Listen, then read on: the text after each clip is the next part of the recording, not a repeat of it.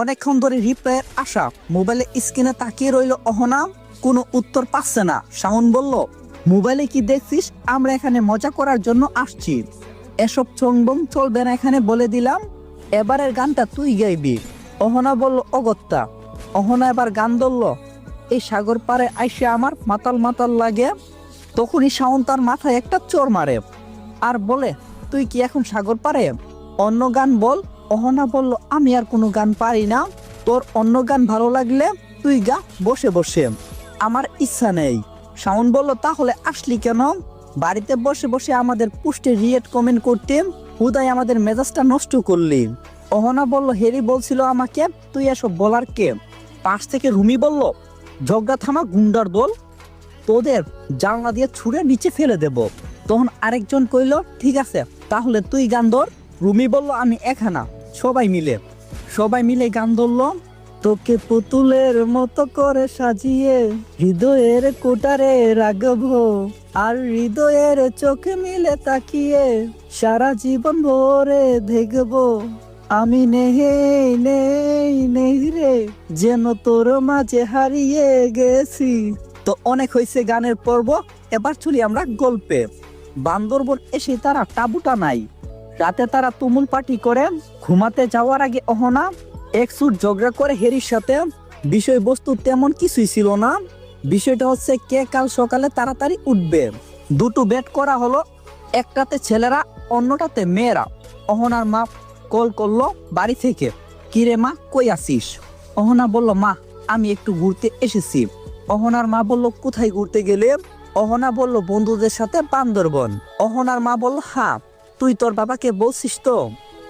আজকাল তো কিছুই মনে থাকে না, তোকে যে বলছিলাম একবার ঘুরে এসে দেখতি। আমার শরীরটাও ভালো নেই, তোকে দেখতে অনেকটাই ইচ্ছে করে। অহনা বলল, কি হয়েছে মা তোমার?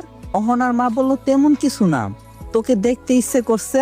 এবার গেলি যে তো 8 মাস হতে চললো। অহনা বলল, আচ্ছা মা, আমি 2 দিন পরে আসবো, তুমি নিজের যত্ন নিও। আর বাবা কোথায়? অহনার মা বলল, ঘুমাচ্ছে, কথা বলবি? অহনা বলল, না সকালে বলবো, এখন আর বিরক্ত করব না। অহনার মা বলল, খেয়েছিস? অহনা বলল, হ্যাঁ মা, তুমি খাইছো? অহনার মা বলল, হ্যাঁ। আচ্ছা তুই তাড়াতাড়ি ঘুমিয়ে পড়। অহনা বলল, আচ্ছা তুমিও তাড়াতাড়ি ঘুমিয়ে পড়ো, লাভ ইউ মা। অহনা কল রেখে দিতে মেসেজ আসে, রাতে সাবধানে থেকো, একদম ঘুমাতে পারবে না, কেউ আসছে। অহনা মেসেজটা পাইয়া অনেকটাই সতর্ক হইয়া গেল। রাতে কোনো কিছু ওর সাথে ঘটতে চলেছে বুঝতে পারছে সে। সজাগ হয়ে চোখ দুটো বন্ধ করে রাখলো। গভীর রাত হতেই শাওন উঠে পড়ে, মোবাইলের ফ্ল্যাশ অন করে সবাই ঘুমিয়ে আছে। অহনাও ঘুমিয়ে পড়ছে, মেসেজের কথা আর মনে নেই। শাওন অহনাকে শনাক্ত করে তা শিউরে যায়, কামনায় তার দৃষ্টি স্থির, জিভ লোক লোক করছে, যেন লোভনীয় কোনো খাবার দেখছে সে। হালকা আলোয় অহনাকে চোখ দিয়ে গিলে খাচ্ছে। এক মুহূর্ত সময় নষ্ট না করে শাওন তার গালে স্পর্শ করে। মুহূর্তে শিউরে উঠল অহনা। অহনার মুখে লিপটে থাকা চুলগুলো আলতো করে সরিয়ে দেয় শাওন। হাত দুটো মিশিয়ে নিতেই অহনা জেগে উঠে। শাওন সাথে সাথে মুখ চেপে ধরলো তার। গুঙ্গানোর শব্দ ছাড়া আর কিছুই শোনা যাচ্ছে না। চোখের পলক পড়তে একটা কালো ছায়া এগিয়ে আসে তাদের দিকে। অহনা এক হাত দিয়ে কালো ছায়াটাকে নির্দেশ করে। ছায়াটি খুব কাছে আসতে শাওনের চোখে পড়ে।